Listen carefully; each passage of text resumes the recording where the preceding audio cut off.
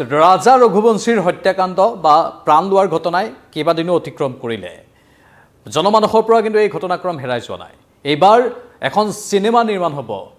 ইতিমধ্যে এই সমগ্ৰ ঘটনাক লৈ চলচ্চিত্ৰৰ গোটেইখিনি কাম এজন পৰিচালকে সম্পূৰ্ণ কৰিছে আৰু ৰাজা ৰঘুবংশীৰ পৰিয়ালৰ লোকে অনুমতিও প্ৰদান কৰিছে যে সিনেমা নিৰ্মাণ কৰিব পাৰিব সিনেমাখনৰ নাম হ'ব শিলঙত হানিমুন নমস্কাৰ স্বাগতম নিউজ 18 অসম নৰ্থ ইষ্টৰ এয়া হৈছে পোনপটীয়া সম্প্ৰচাৰ ষ্টুডিঅ'ত মই প্ৰাঞ্জল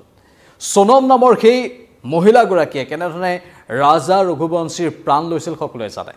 সুপাৰী কিলাৰৰ হতুৱাই ৰাজা ৰঘুবংশীৰ প্ৰাণ লৈ গোটেই দেশজুৰি শিৰোনাম দখল কৰিছিল সোনম নামৰ সেই মহিলাগৰাকীয়ে আৰু তাৰ পাছত মেঘালয়ৰ ভাৱমূৰ্তিও কিছু পৰিমাণে হানি হৈছিল আনকি মেঘালয়ৰ স্থানীয় লোকো এই প্ৰাণ লোৱাৰ ঘটনাৰ সৈতে জড়িত বুলি এটা গুজব ওলাইছিল তাৰ পাছত মেঘালয়ত পৰ্যটক কমি যাব বুলি বিভিন্নজনে আশংকা প্ৰকাশ কৰিছিল আৰু মেঘালয়ৰ ভাৱমূৰ্তি হানি কৰি মেঘালয়ৰ চৰিত্ৰ হানি কৰি গোটেই মেঘালয়ক বদনাম কৰাৰ যেটো চেষ্টা আছিল সেই চেষ্টা কালক্ৰমত সফল নহল অৱশেষত আৰক্ষীয়ে মূল কালপ্ৰিট সোনমক বিচাৰি উলিয়ালে সোনমৰ সৈতে জড়িত আন সকলকো বিচাৰি উলিয়ালে কেনেধৰণে এই পৰিকল্পনা ৰচনা কৰা হৈছিল সেইখিনি গম পোৱা গ'ল সোনমে যে নিজৰ স্বামীক প্ৰাণ ল'বলৈ কিমান কি পৰিকল্পনা ৰচনা কৰিছিল সেইখিনিও পোহৰলৈ আহিল আৰু তেওঁলোক বৰ্তমান আৰক্ষীৰ জিম্মাত আছে আৰু সেই ঘটনাক্ৰমক লৈ মেঘালয়ৰ ভাৱমূৰ্তি যাতে পুনৰ উভতে আনিব পাৰি মেঘালয়ৰ প্ৰতি যাতে মানুহৰ ভাল ভাৱটো আনিব পাৰি লগতে সমাজত এনেধৰণৰ ঘৃণনীয় কাম যাতে কোনেও কৰিব নোৱাৰে বা কৰিব নালাগে সেই বাৰ্তা দিবলৈ এই ছবিখনৰ নিৰ্মাণ কৰা হৈছে যাৰ নাম হৈছে শিলঙত হানিমুন এই শিলঙত হানিমুন নামৰ চলচ্চিত্ৰখনৰ পৰিচালনা কৰিছে এগৰাকী বিশেষ ব্যক্তি তেখেতৰ নাম হৈছে এছপি নিম্বাৱতী এছপি নিম্বাৱতী ইতিমধ্যে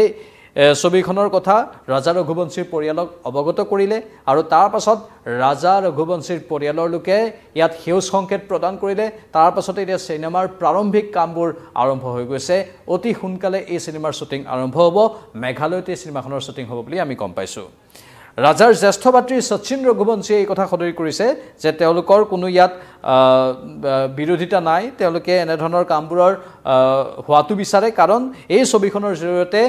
প্ৰতাৰণামূলক যিবোৰ ঘটনা আছে সেই ঘটনাবোৰ বন্ধ কৰিবলৈ সক্ষম হ'ব বুলি আশা কৰিছে পৰিয়ালৰ লোকসকলে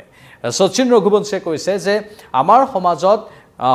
চলচ্চিত্ৰ এনেকুৱা এটা মিডিয়া যিটো মিডিয়াই প্ৰভাৱ বিস্তাৰ কৰে মানুহৰ জনমানসত সেয়েহে এনে প্ৰতাৰণামূলক ঘটনাবোৰ যাতে বন্ধ হয় তাৰ বাবে ৰাইজক সজাগ কৰাৰ বাবে তেওঁলোকে সিনেমাখন নিৰ্মাণ কৰাৰ বাবে অনুমতি দিয়া বুলি সদৰি কৰিছে ৰাজা এজন অতি অমায়িক স্বভাৱৰ যুৱক আছিল ৰাজাৰ কোনো ভুল নাছিল তাৰ পাছতো তেওঁ বলি হ'ব লগা হ'ল তাৰ পাছতো তেওঁ সোনমৰ শিকাৰ হ'বলগীয়া হ'ল এই ঘটনাৰ আৰত বহুকেইটা কাৰণ ওলাইছে সকলো কাৰণৰ পুংখানুপুংখ তদন্ত আৰক্ষীয়ে কৰি আছে কিন্তু চাওক এজন অমায়িক আৰু সাধাৰণ ল'ৰা যিজন ল'ৰাই ভৱিষ্যতৰ সপোন দেখিছিল নিজৰ পত্নীৰ কথামতে য'ত তেওঁ হানিমুন কৰিবলৈ ইচ্ছা কৰিছিল সেই জেগাতে হানিমুন কৰিবলৈ আহিছিল তেওঁ কোনো ধৰণৰ বাধা নিষেধ আৰোপ কৰা নাছিল কিন্তু তেওঁলোকৰ আৰ্থিক অৱস্থা সিমানো বেয়া নাছিল এটা নিশ্চিতভাৱে সবল আৰ্থিক অৱস্থা তেওঁলোকৰ আছিল যাৰ বাবে তেওঁলোকে হয়তো কোনোবা বিদেশতো হানিমুন কৰিবলৈ যাব পাৰিলেহেঁতেন কেৱল মাত্ৰ সোনমৰ কথামতে ৰাজাই মেঘালয়ত আহিছিল আৰু সোনমে মেঘালয়ত আহি এই সমগ্ৰ পৰিকল্পনাটো ৰচনা কৰিছিল কেনেধৰণে ৰাজাৰ প্ৰাণ ল'ব পাৰি সেইটো কিন্তু ঘুণাক্ষৰেও ৰাজাই গম পোৱা নাছিল আৰু ৰাজাই নিজৰ পত্নীক বিশ্বাস কৰি এই উত্তৰ পূৰ্বাঞ্চলৰ ৰাজ্য মেঘালয়ত আহি প্ৰাণ দিবলগীয়া হ'ল সেইগৰাকী সোনমে এফালে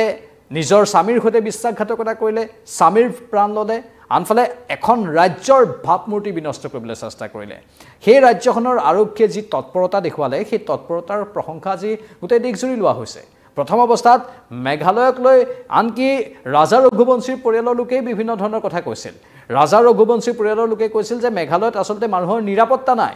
মেঘালয়ৰ স্থানীয় লোক এই ঘটনাৰ সৈতে জড়িত কিন্তু পাছত সেই ৰাজা ৰঘুবংশীৰ পৰিয়ালৰ লোকসকলে নিজৰ ভুল স্বীকাৰো কৰি লৈছিল যে আমি ভুল ভাবিছিলোঁ আচলতে মেঘালয়ৰ এই লোকসকলৰ কোনো ভুল নাছিল অথবা স্থানীয় আৰক্ষীৰো একো ভুল নাছিল আৰু তেওঁলোকে ঘটনাৰ অতি ক্ষিপ্ৰ তদন্ত কৰিলে আৰু তেওঁলোকৰ কৰ্মদক্ষতা দেখুৱাই দিলে বুলি ৰাজা ৰঘুবংশীৰ পৰিয়ালৰ সদস্যসকলেই সদৰি কৰিছিল এতিয়া সোনমে কঠোৰ শাস্তি পাব লাগে সেই দাবীটো উত্থাপন হৈছে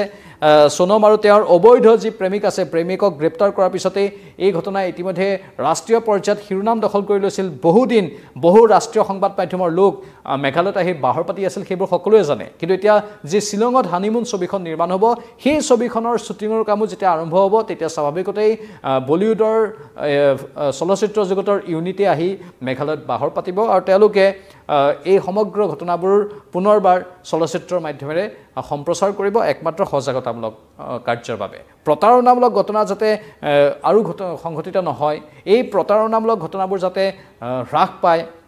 বা এনেধৰণৰ টকাৰ বাবেই হোক আন কিবা কাৰণৰ বাবেই হোক এনেধৰণে যাতে কোনেও কাকো টাৰ্গেট কৰিব ল'ব নোৱাৰে তাৰ বাবে এটা সজাগতামূলক ব্যৱস্থা তেওঁলোকে গ্ৰহণ কৰিব আৰু সেই উদ্দেশ্যৰে এই ছবিখন নিৰ্মাণ কৰা হ'ব যাৰ নাম দিয়া হৈছে শ্বিলঙত হানিমুন লক্ষণীয় হ'ব এতিয়া SP নিম্বাৱত নামৰ পৰিচালকগৰাকীয়ে চলচ্চিত্ৰখন কিমান আকৰ্ষণীয়কৈ নিৰ্মাণ কৰে কাৰণ তাত কেৱল আকৰ্ষণীয় বা বিনোদনৰ মাধ্যম হিচাপে নহয় তাত এটা বাৰ্তাও থাকিব লাগিব সেই সকলোখিনি কেনেধৰণে উপস্থাপন কৰে তাৰ ওপৰত আমাৰ দৃষ্টি থাকিব আমি পৰৱৰ্তী সময়ত এই সন্দৰ্ভত অধিক তথ্য সম্প্ৰচাৰ কৰি থাকিবলৈ চেষ্টা কৰিম কিন্তু এই ক্ষেত্ৰত আপোনালোকৰ যদি কিবা মতামত আছে কমেণ্ট বক্সত কমেণ্ট কৰি জনাব পাৰিব পোনপটীয়া সম্প্ৰচাৰৰ পৰা বিদায় লৈছোঁ নমস্কাৰ